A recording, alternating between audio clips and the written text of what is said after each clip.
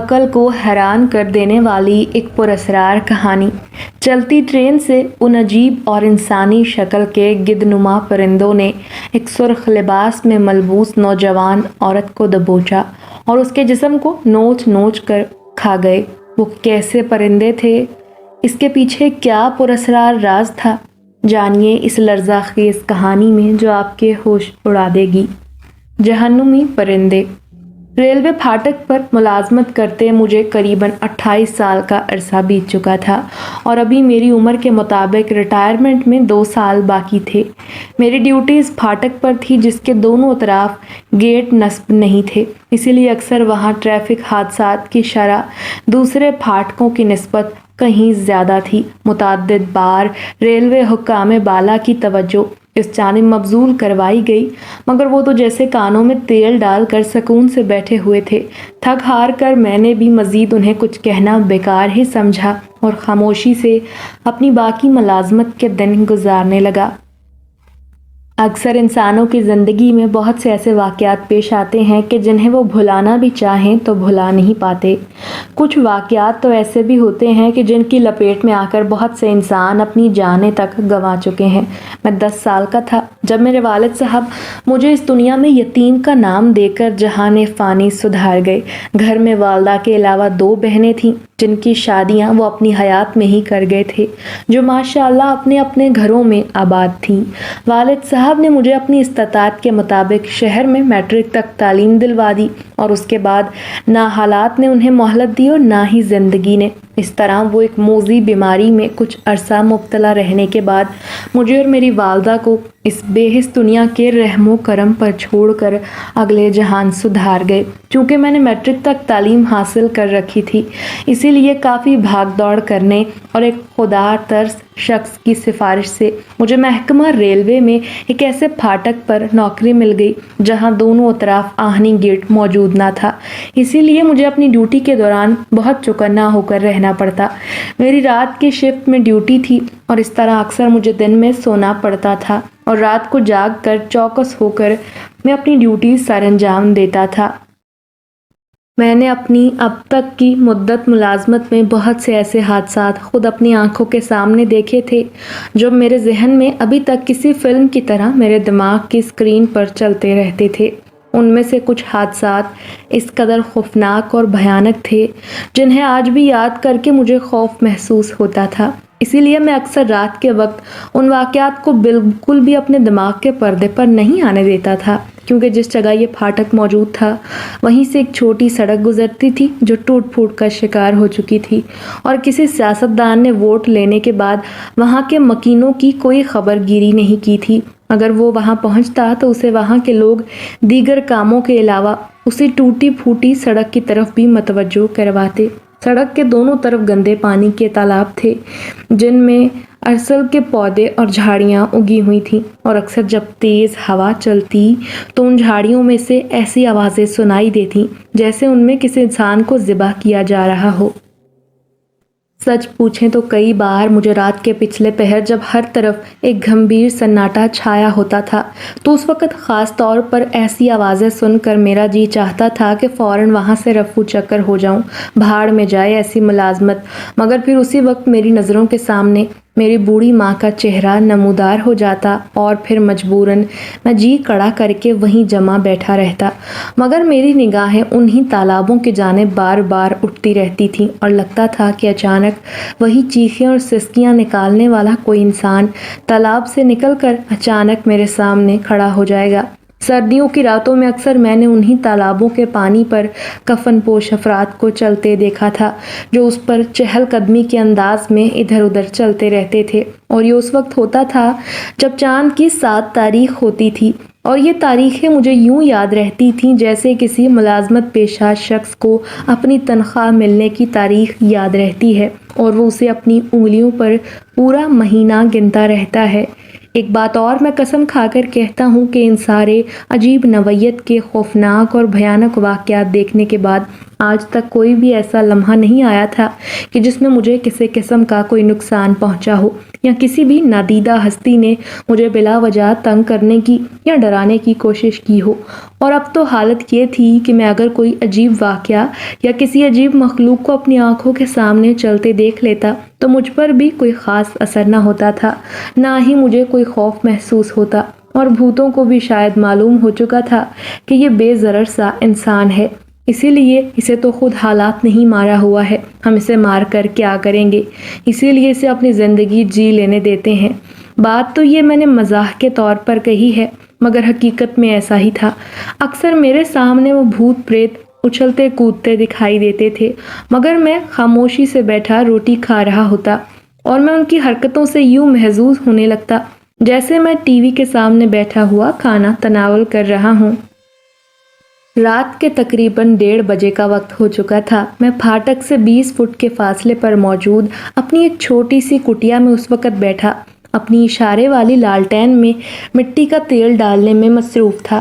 ابھی کچھ دیر بعد شالامار ایکسپریس کے آنے کی اطلاع موصول ہوئی تھی اور میں اسے راستہ صاف ہے کا اشارہ دینے کے لیے لالٹین تیار کر رہا تھا۔ چونکہ رات کے اس پہر پھاٹک پر سے کسی بھی ٹریفک کے گزرنے کی امید نہیں تھی، اسی لیے میں بے فکر تھا۔ ویسے بھی اس پھاٹک سے 3 کلومیٹر کے فاصلے پر ایک شوگر مل تھی جہاں گنا پہنچانے کے لیے صبح سویرے سے لے کر رات 10 بجے تک گنے سے بھرے ٹرک اور ٹرالیاں وہاں سے گزرتی رہتی تھیں، مگر پھر اس کے بعد کوئی ٹرک یا ٹرالی وہاں سے گزرنے سے اجتناب کرتی تھی، کیونکہ آس پاس کے علاقے میں پھاٹک کے نزدیک اندیکھی اور بھیانک چہروں والی مخلوق کے متعلق ایسی افواہیں گردش کرتی رہتی تھیں جن کی وجہ سے کوئی بھی انسان رات کے 10 بجے کے بعد وہاں سے گزرنے کا تصور بھی نہیں کرتا تھا۔ لالٹین تیار کرنے کے بعد میں اسے ہاتھ میں تھامے کٹیا سے باہر نکل آیا اور پھاٹک کی طرف جانے والی پگڈنڈی پر چلنے لگا۔ موسم میں اچھی خاصی خنکی آ چکی تھی، اوپر سے ہوا بھی ہلکی ہلکی چل رہی تھی۔ میں نے جسم کو گرم رکھنے کے لیے ایک سویٹر پہننے کے ساتھ ساتھ اس پر ایک گرم چادر بھی لپیٹ رکھی تھی، جس کی وجہ سے کم از کم میرا جسم اس چبھتی ہوئی ٹھنڈ سے محفوظ ہو چکا تھا۔ مگر جب میرے ہاتھوں اور منہ پر ہوا کے تھپیڑے لگتے تو یکدم میرے جسم پر ایک جھرجھری طاری ہو جاتی۔ اب ظاہر ہے اس ٹھنڈ کی وجہ سے میں اپنی ڈیوٹی تو نہیں چھوڑ سکتا تھا، اسی لیے مرتا کیا نہ کرتا کہ مستاق آگے بڑھتا جا رہا تھا۔ چاروں طرف ہلا دینے والا سناٹا چھایا ہوا تھا۔ دور دور تک ریلوے لائن پر سوائے سگنل کی بتیوں کے اور کوئی روشنی دکھائی نہ دے رہی تھی۔ میلوں دور وہاں کے مکانوں میں جلتی روشنیاں کسی جگنو کی طرح نظر آ رہی تھیں۔ پھاٹک کے دونوں اطراف سڑک بھی کسی بانجھ عورت کی گود کی طرح ہی ویران دکھائی دے رہی تھی۔ آسمان پر چاند کبھی کبھار اپنے سامنے آ جانے والے بادلوں کی اوٹ میں جا چھپتا تو پل بھر کے لیے زمین پر گھپ اندھیرا چھا جاتا، اور پھر جب یکدم وہ بادلوں کی اوٹ سے باہر نکلتا تو جھٹ پٹ چاروں طرف منظر شفاف آئینے کی طرح ہو جاتا تھا۔ وقت کے مطابق ٹرین کے گزرنے میں ابھی 7 منٹ رہتے تھے، اسی لیے میں اتنی دیر میں پھاٹک کے قریب پہنچ کر رک گیا اور لالٹین کو چند اینٹوں سے بنائے گئے چھوٹے سے ستون پر رکھ دیا۔ یہ میں نے خود بنایا تھا تاکہ اس پر بوقت ضرورت لالٹین رکھی جا سکے۔ اپنے دونوں ہاتھوں کو اپنی گرم بغلوں میں دبائے میں سامنے ریلوے لائن کی طرف دیکھنے لگا، اور کبھی کبھی میری نگاہیں نہ چاہتے ہوئے بھی پھاٹک کے دونوں جانب موجود ان تالابوں کا جائزہ لے آتی تھیں۔ پتہ نہیں آج مجھے اس جانب دیکھنے سے کچھ خوف سا محسوس ہو رہا تھا، یوں لگ رہا تھا جیسے آج کچھ انہونی ہونے والی ہے، جس کی وجہ سے میرا دل ایک عجیب سی بے چینی محسوس کر رہا تھا۔ میں دل ہی دل میں اس آنے والی ٹرین کے بحفاظت وہاں سے گزر جانے کے ساتھ ساتھ اس میں موجود بہت سے مسافروں کے خیریت سے اپنی منزل مقصود تک پہنچ جانے کی دعا بھی مانگ رہا تھا۔ پھر کچھ ہی دیر میں دور ایک جگنو چمکتا دکھائی دیا، پھر دھیرے دھیرے وہ جگنو ایک کرکٹ بال اور پھر فٹ بال جتنا بڑا ہونے لگا۔ میں چوکس ہو گیا اور نظریں جما کر لالٹین کو دائیں ہاتھ میں پکڑ کر اسی طرف دیکھنے لگا۔ میں سمجھ گیا تھا کہ ابھی کچھ ہی دیر میں ٹرین وہاں سے گزرنے والی ہے، اور یہ بھی کہ اسٹیشن ماسٹر سے راستہ صاف ہونے کا اشارہ مل چکا تھا۔ اسی لیے میں نے لالٹین کو پکڑ کر اپنے ہاتھ سے اوپر کی جانب اٹھا دیا تاکہ پھاٹک پر کوئی خطرہ موجود نہیں ہے کا اشارہ دیکھ کر ٹرین کا ڈرائیور بھی بے فکری سے آگے بڑھ جائے۔ شالامار ٹرین ٹھیک صبح اپنے مقررہ وقت سے لاہور سے چل پڑی تھی اور اس وقت اپنے مخصوص اسٹیشنوں پر رکتی ہوئی اپنی آخری منزل کی جانب اڑتی چلی جا رہی تھی۔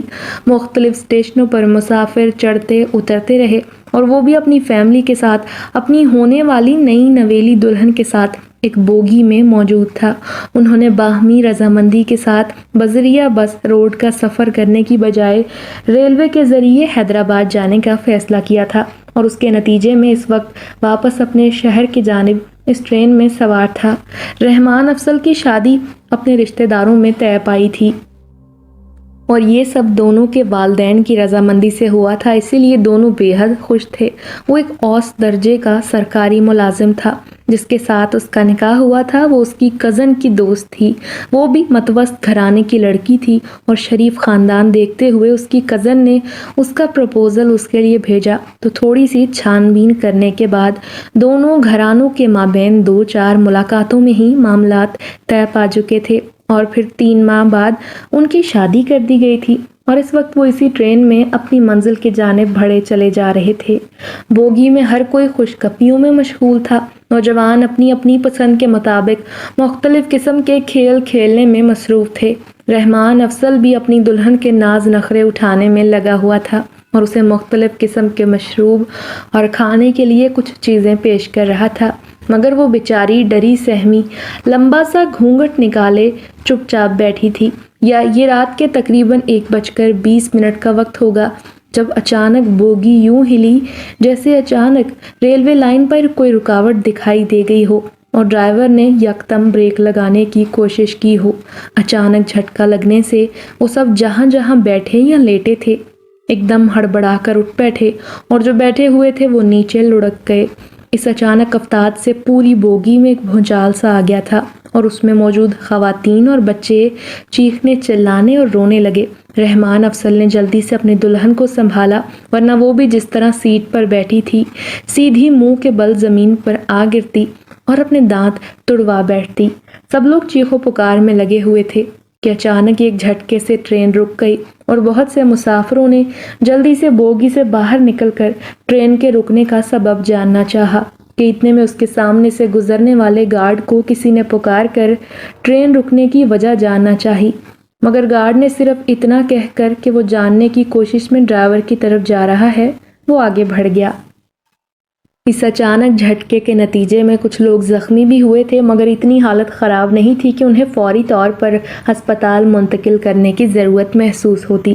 کچھ ہی دیر میں گارڈ کی زبانی معلوم ہوا کہ ڈرائیور اپنی مخصوص رفتار سے ٹرین کو بھگائے چلا جا رہا تھا کہ اچانک اسے دور روشنی میں ایک نوجوان عورت جس کی انگلی ایک بچے نے تھامی ہوئی تھی، وہ دونوں بڑی تیزی سے لائن کی پٹڑی کے درمیان ٹرین کے سمت ہی دوڑے چلے آ رہے تھے۔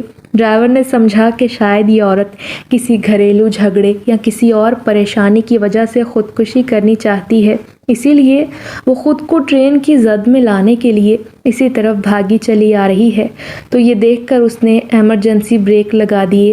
چونکہ گاڑی کافی تیز رفتاری سے دوڑ رہی تھی اسی لیے اچانک بریک لگانے سے اسے ایک بڑا زوردار جھٹکا لگا اور پھر وہ ایک مخصوص فاصلہ طے کرتے ہوئے رک گئی تھی۔ ٹرین کے رکتے ہی ڈرائیور نے دیکھا کہ دور دور تک ریلوے لائن سنسان دکھائی دے رہی تھی۔ اس عورت اور بچے کا کچھ پتہ نہیں تھا کہ دونوں کو زمین کھا گئی یا آسمان نگل گیا۔ یہ دیکھ کر ڈرائیور جلدی سے نیچے اتر کر ٹرین کے نیچے ریلوے لائن پر جھانکنے لگا کہ وہ دونوں کہیں ٹرین کے نیچے تو نہیں آ گئے، مگر کافی دیر تک ادھر ادھر دیکھنے کے باوجود اسے ان کی لاشیں کہیں دکھائی نہ دیں۔ پھر گارڈ کے پوچھنے پر اس نے تفصیل سے بتا دیا اور واپسی میں گارڈ نے بھی وہاں اکٹھے ہوئے لوگوں کو یہی واقعہ بتا دیا اور واپس اپنے مخصوص ڈبے کی جانب بڑھ گیا۔ بڑی ٹرین ہونے کی وجہ سے اس میں تقریباً 18 بوگیاں لگی ہوئی تھیں اور اصل حقیقت کا پتہ تو صرف انجن کے ساتھ لگی 2 بوگیوں کے افراد کو ہی ہوا تھا۔ ورنہ اس سے پیچھے والے ڈبوں میں سوار افراد صرف ٹرین کے اچانک رک جانے پر شور مچا رہے تھے اور کچھ دوبارہ ٹرین چلنے کا انتظار کر رہے تھے۔ پھر گارڈ کے کاشن پر ٹرین دوبارہ آگے بڑھنے لگی۔ اس وقت رات کے 1:30 بجنے والے تھے کہ وہ پھاٹک کے نزدیک پہنچ گئی اور جیسے ہی وہ لالٹین کے راستہ صاف ہونے کا اشارہ ملتے ہی آگے بڑھنے لگی کہ اچانک سامنے موجود تالابوں سے گدھوں کی جسامت کے بڑے بڑے پرندے نکل کر ان ڈبوں میں گھسنے لگے جن کے دروازے مسافر ہوا خوری کے چکر میں کھول کر بیٹھے ہوئے تھے۔ رات کی تاریکی میں اچانک اس طرح کے پرندوں کو اپنے سامنے پا کر سبھی چیخیں مارنے لگے۔ ایسا وہ پرندوں کے خوف سے نہیں بلکہ ان کی اصل شکل و صورت کو دیکھ کر کر رہے تھے۔ ان پرندوں کی جسامت ہو بہو گدھ جیسی ہی تھی مگر ان کے چہرے بظاہر تو پرندوں کی طرح تھے، مگر اچانک ان کی طرف دیکھ کر یوں محسوس ہوتا تھا جیسے وہ انسانی شکل کے ہوں، مگر بغور دیکھنے پر وہ پرندوں جیسے ہی دکھائی دے رہے تھے، مگر پھر اچانک ان کے چہرے انسانی شکل جیسے لگنے لگتے تھے۔ بڑی عجیب اور حیران کن بات تھی جو کسی کی بھی سمجھ میں نہیں آ رہی تھی۔ ان پرندوں کے پنجوں کے ناخن تیز دھار خنجر کی طرح نوکیلے تھے اور ان کی چونچ کی لمبائی کم از کم 6 انچ تا 8 انچ تو ضرور ہوگی۔ وہ پرندے بوگیوں میں گھستے ہی ان میں موجود افراد پر حملہ آور ہو گئے اور جس کو وہ ایک بار کاٹتے وہی مسافر کھلے دروازے سے باہر کی طرف چھلانگ لگا دیتا۔ انہیں اس طرح کرتے دیکھ کر ان پرندوں کی چونچوں سے انسانی ہنسی کی آوازیں سنائی دینے لگتیں۔ پرندوں کے منہ سے اس طرح کی آوازیں سن کر مسافروں کے رہے سہے حوصلے بھی جواب دے گئے اور وہ خوف سے اور ان پرندوں سے بچنے کے لیے سیٹوں کے نیچے گھسنے کی کوشش کرنے لگے۔ کچھ افراد تو بھاگ کر واش روموں میں پناہ لے چکے تھے مگر ان پرندوں کی ٹکروں سے واش روموں کے دروازے بھی یوں لگ رہا تھا جیسے پل بھر میں ہی ٹوٹ جائیں گے۔